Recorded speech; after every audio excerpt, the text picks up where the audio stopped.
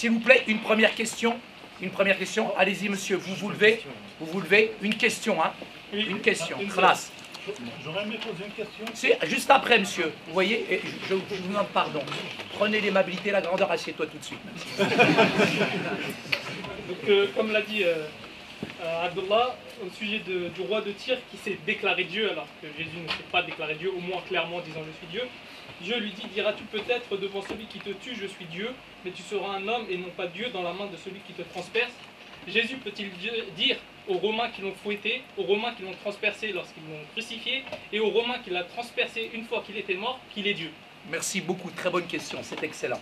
Merci. S'il aurait pu, c'est ça? Oui, tout à fait. Bah, je pense qu'il l'aurait pu, mais après il le dit lui-même, si je me glorifie moi-même, ma gloire n'est rien.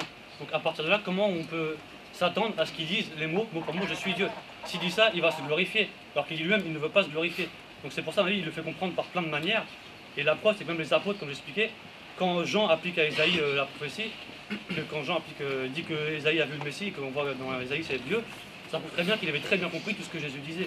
Après, c'est vrai qu'il ne dit pas mot pour mot je suis Dieu, mais il dit lui-même, si je me glorifie moi-même, ma gloire n'est rien. Bah ouais, on n'a jamais entendu Jésus dire moi j'ai ressuscité un mort, ou moi j'ai rendu la vue à un aveugle, moi j'ai fait telle chose, telle chose, telle chose. Non, il s'est dépouillé, donc c'était l'humilité totale. C'est pour ça qu'il ne se glorifie jamais en tant qu'homme. Mais bien sûr, Dieu en tant qu'esprit le dit tout le temps dans l'Ancienne Alliance. Je suis l'Éternel, etc. Donc il le dit clairement. Mais là, d'ailleurs, il ne pouvait pas le dire, Jésus, tout simplement parce que s'il avait dit je suis Dieu, adorez-moi, il se faisait lapider direct. Il a déjà failli se faire lapider un paquet de fois. Et là, il n'aura pas accompli la loi, en fait.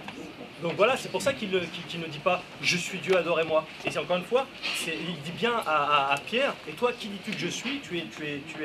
Et là, il le reconnaît comme le fils de Dieu. Et là, il lui répond, tu es heureux, Simon, Pierre, fils de Jonas, car ce ne sont pas la chair et le sang qui t'ont révélé ceci, mais c'est mon Père qui est dans les cieux. Donc il le dit, il est le fils de Dieu et il le reconnaît très bien comme Dieu, c'est très clair.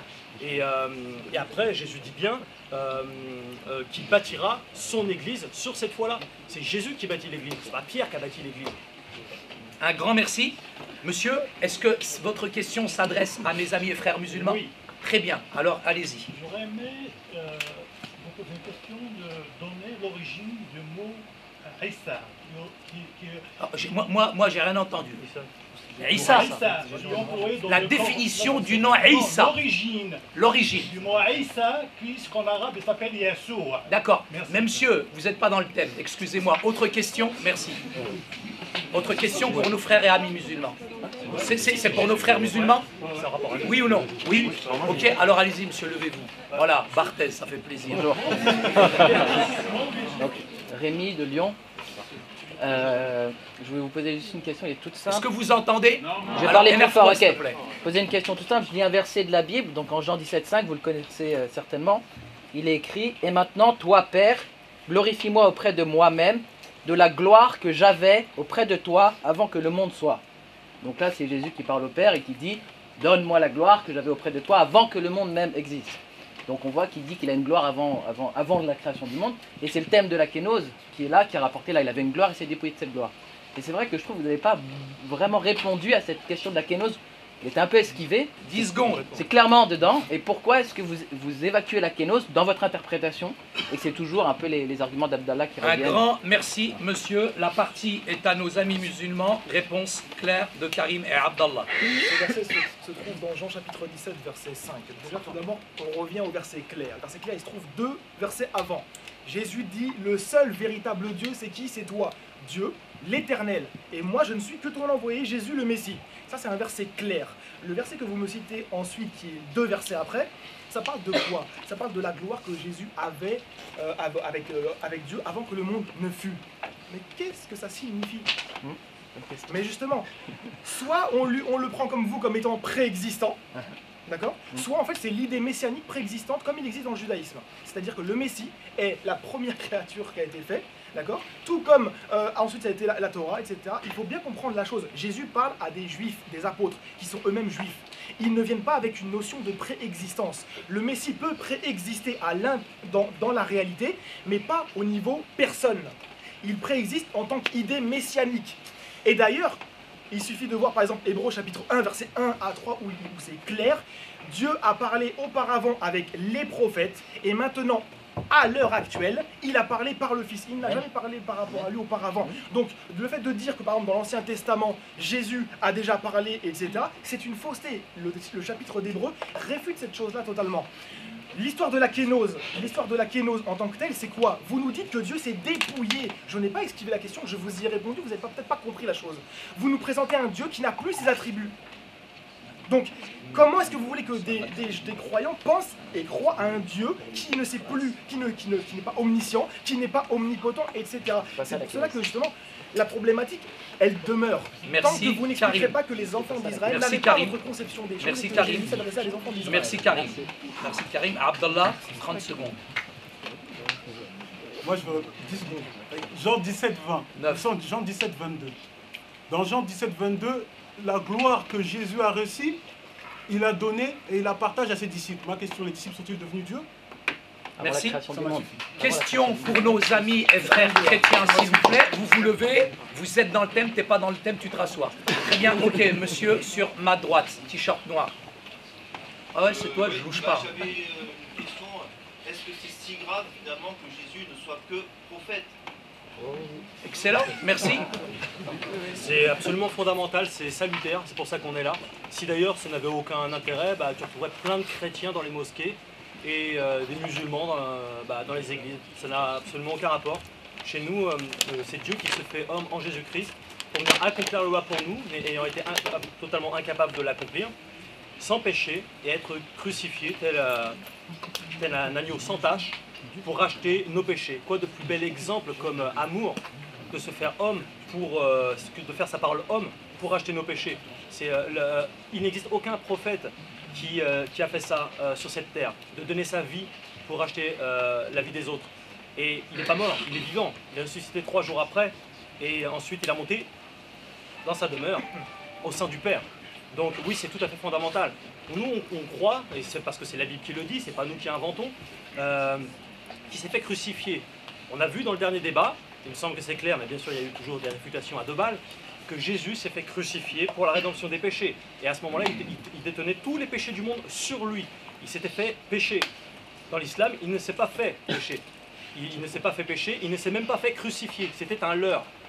Voilà, donc lis le Coran et lis-le vraiment, cherche par toi-même et tu verras très bien que tu enlèves la crucifixion de Jésus pour le salut de l'humanité et t'es pas sauvé, point barre. C'est pour ça qu'on est là. 15 secondes, encore il vous reste. 10 secondes. Merci. Juste, monsieur, s'il vous plaît, la question s'adresse à qui? D'accord, alors ça sera demain. Donc, pour nos amis musulmans, question pour nos amis musulmans, vous interviendrez après. C'est quoi votre prénom? Ibrahim, juste après. C'est pour nos amis musulmans ou c'est pour les chrétiens? Hein? Musulmans. Yallah, t'ga'ad, non, merci. 30 secondes. Je vois qu'ils sont très instruits au niveau langue hébraïque et pour le sujet de la divinité qui est aujourd'hui. Plus fort, s'il te plaît. Alors la question c'est la suivante. Le terme Jésus, c'était inventé par les Grecs, on ne l'appelait pas comme ça précédemment. On l'appelait Yeshua. Donnez-moi la traduction littérale de Yeshua. C'est la deuxième question qu'on nous pose, c'est la même. Même si c'est en rapport avec Jésus, est-ce que ça a à voir avec finalement la divinité du Christ? Exactement. Alors allez-y, réponse de 1 minute 30, merci. Ok, ça se trouve en fait, la réponse elle se trouve dans le premier chapitre de Matthieu, où Matthieu en fait explique bien pourquoi on lui a donné ce nom-là. D'accord? L'ange est venu et a donné ce nom-là. Pourquoi? Parce que il est écrit, tu lui donneras le nom de Jésus, mais le terme c'est pas Jésus, puisque là c'est en grec, d'accord? Tu lui donneras le nom de Yeshua, ou Yehoshua selon la divergence qui existe, car il sauvera son peuple de ses péchés. C'est ça que ça signifie en fait, c'est parce que ça veut dire Dieu sauve. Mais Dieu sauve, mais comment? Ça ne veut pas dire qu'il est venu lui-même. Comment est-ce qu'on le sait? C'est très simple. Moi j'aurais bien voulu qu'il y ait un petit peu plus pas de connaissances, mais j'aurais bien voulu qu'on me cite des versets par exemple comme Ésaïe. C'est pas la réponse, c'est pas la réponse. Ésaïe chapitre 35 verset 4 par exemple. Ça c'est la même chose. Où en fait Dieu Un dit... grand merci Karim. La partie maintenant est à Abdallah.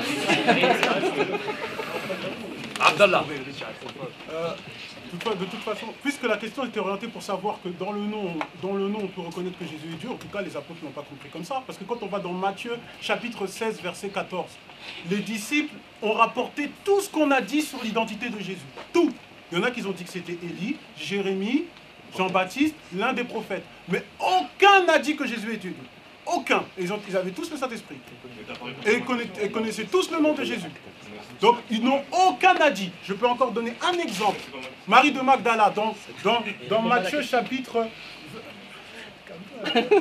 Matthieu chapitre 20, versets 12 à 13. Quand elle est partie voir la tombe de Jésus, elle a cru qu'on avait volé Jésus. Ma question, est-ce qu'elle pensait qu'on avait volé Dieu? Répondez-moi. Merci infiniment, Abdallah. Monsieur Ibrahim, merci. Question s'adresse à nos amis chrétiens. Allez-y. Dans cette manifestation, je n'entends rien. Merci. 5 sur 5. 5 sur 5, Charlie, vas-y. On n'entend pas, je suis désolé, on n'entend pas. Alors, le fait que Jésus est sans péché fera de lui un Dieu. C'est bien ça? Alors, moi, le fait que Jésus serait sans péché fait de lui un Dieu. Oui. Reçu? Je n'ai pas fini ma question. Mais, tout à fait. Je ne fais que l'écho de ta voix qui m'impressionne. Dans Jean chapitre 7, verset 8 à 10. Jean 17, verset 8 à 10. Vas-y, tu réviseras la Bible par cœur, mais après, mais vas-y, c'est quoi la question? Verset 8 à verset 10. Il avait dit qu'il ne montait pas à Jérusalem, mais ils sont partis, il est quand même allé en secret. Il a dit qu'il n'allait pas, il est allé. C'est un péché ou c'est pas un péché? Qu'il soit allé à Jérusalem. Oui, il a dit qu'il ne partait pas et finalement il est... Mais le fait qu'il ait dit qu'il n'y va pas et qu'il est quand même allé. D'accord. Ah, à mon avis, il n'avait pas de GPS, frère. Merci, c'est bon? Est-ce que vous voulez donner une réponse? Vous n'êtes pas obligé. Non. Ok, merci. Donc, question pour nos frères. Il va juste répondre en vitesse. D'accord, ok. Ça n'a pas de sens. On y va. Si j'ai bien compris la question, c'est qu'en gros, tu dis que Jésus a menti, c'est ça? D'accord. Bon, c'est que non, c'est que tout simplement, c'était pour se protéger, il avait une mission à accomplir.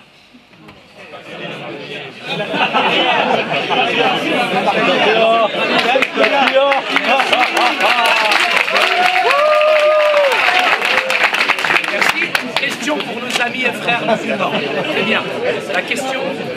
Attends, non, mais c'est bon. Si t'as pas fini, il n'y a pas de souci. Non, vas-y Guillaume, si t'as pas fini, il n'y a pas de problème. Assieds-toi. Vas-y, le gars, il n'y a pas de stress. S'il vous plaît. C'est pas parce que tu fais quelque chose en secret que tu fais pour pécher, pour mentir. Enfin, imagine, t'es en temps de guerre, t'es avec ta femme, et puis donc là, t'as les forces de l'ordre qui arrivent pour venir te chercher toi parce que t'es apte à faire la guerre. Et ta femme a dit, bah il est là, sous le lit, toi t'imagines? Bien sûr, il y a des fois, le mensonge c'est mal, mais des fois, il y a certaines choses qui sont importantes à faire. On ne vous demande pas de réagir, d'accord? Il a fait quelque chose en secret, mais c'est pas un péché. C'est pas un péché, il ne fait pas les choses comme ça par hasard. Quoi. Merci. Alors, la question s'adresse à nos frères et amis musulmans. Donc, la galanterie fait que je donnerai la parole à vous, madame. Non, je voulais juste savoir la référence biblique qui a été citée, parce qu'on peut dire des choses, mais il nous faut le texte. Et ben, dites-nous ce qui est écrit dans ce texte. D'accord, très bien. Question en attendant pour nos amis musulmans. Très bien. Allez-y, monsieur.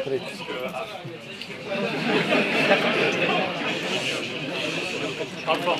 Allez-y, monsieur. Stop. Arrête-toi. S'il vous plaît. J'ai l'impression qu'il y a des gens qui sont ici qui viennent pour la première fois. Levez la main, s'il vous plaît. Les gens qui viennent ici pour la première fois. Alors, je pense que vous ne connaissez pas le cadre de notre débat, d'accord? C'est une conférence qui demande de la dignité, qui demande du sérieux. On n'est pas à Nuit debout, c'est pas une manif, on n'est pas à la République ici. Donc quand quelqu'un par politesse pose une question, je vous demande s'il vous plaît de l'écouter. C'est très très important. Merci. Alors Abdallah et Karim, est-ce que l'un de vous peut lire Apocalypse chapitre 22 du verset 12 à 18 et me dire comment ça se fait qu'il se prône être sage? Et c'est Jésus qui parle. Je leur ai demandé de lire chapitre 22 de l'Apocalypse, le verset 12 à 18. Je déclare à toute personne qui écoute les paroles de la prophétie, ça? Ouais. C'est combien tu m'as dit? Chapitre 22? Chapitre 22 de l'Apocalypse. Verset combien? 12 à 18. Verset 12, ah ouais. Voici, je viens bientôt, et j'apporte avec moi ma récompense pour traiter chacun conformément à son œuvre. Je suis l'alpha et l'oméga, le premier et le dernier, le commencement et la fin. Heureux celui qui En fait, tout le reste Non, mais de jusqu'à mémoire, il n'y a pas 18, besoin de... Mais je vais Ah, lire. Ah, jusqu'à 18. Heureux ceux qui lavent leurs robes, ils auront droit à l'arbre de vie et pourront entrer par les portes de la ville. Dehors, les chiens, les sorciers, ceux qui vivent dans l'immoralité sexuelle, les meurtriers, les idolâtres, et tous ceux qui aiment et pratiquent le mensonge. Jésus a pratiqué le S'il te plaît, non, s'il te plaît. Non, c'était pour savoir. Moi, Jésus, j'ai envoyé mon ange pour vous attester ces choses dans les églises. Je suis le rejeton de la racine de David et son descendant, l'étoile brillante du matin. L'esprit et l'épouse disent viens, que celui qui entend dise viens, que celui qui a soif vienne, que celui qui veut de l'eau de la vie la prenne gratuitement. Ouais, jusqu'à 18. Je le déclare à toute personne qui écoute les paroles de la prophétie de ce livre. Si quelqu'un y ajoute quelque chose, Dieu lui ajoutera des fléaux décrits dans ce livre. Et si quelqu'un enlève quelque chose aux paroles du livre de cette prophétie, Dieu enlèvera sa part de l'arbre de vie et de la vie sainte Voilà, écrit dans ce livre. Merci. Au revoir. Merci. Question, c'est une question.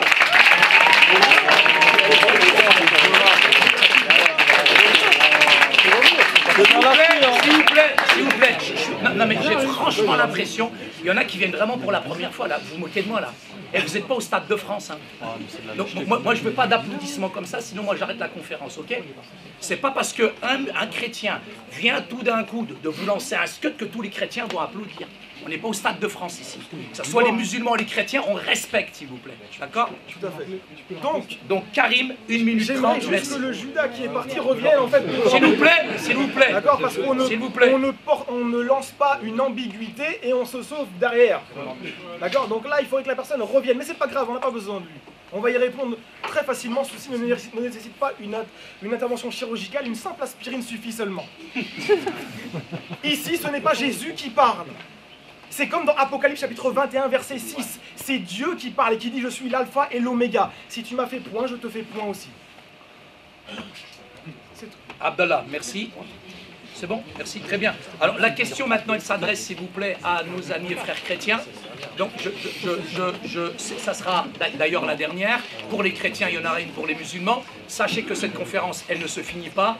Nous pourrons la poursuivre, si vous voulez bien, à l'issue de cette conférence. Puisque vous avez de quoi vous substanter et puis vous rafraîchir, il n'y a aucun souci. Donc cette question, elle s'adresse à nos amis musulmans. Monsieur, à droite, là-bas, on vous écoute. Oui, tout à fait, oui. Aux chrétiens. Oui, tout à fait. Accélère. J'avais une question en fait, parce que depuis le début du débat, il y a des versets qui sont donnés pour montrer que Jésus est Dieu. On ne vous entend pas. Il y a des versets qui ont été donnés par la partie chrétienne que Jésus est Dieu, par exemple. Ok. Moi et le Père, nous sommes un. Je suis l'alpha et l'oméga, etc., etc. Et à un moment donné, vous avez dit, oui, mais Jésus, il ne peut pas dire qu'il est Dieu, parce qu'il a dit, si je me glorifie moi-même, ma gloire n'est rien. C'est une contradiction. Est-ce que vous pouvez expliquer ça? Non, on parle de dire mot pour mot, je suis Dieu. Mais vous avez dit que je suis l'alpha et l'oméga. Bah, il le fait comprendre par divers moyens, mais pour faire en faisant en sorte de se glorifier le moins possible. Surtout que là, il est question d'un...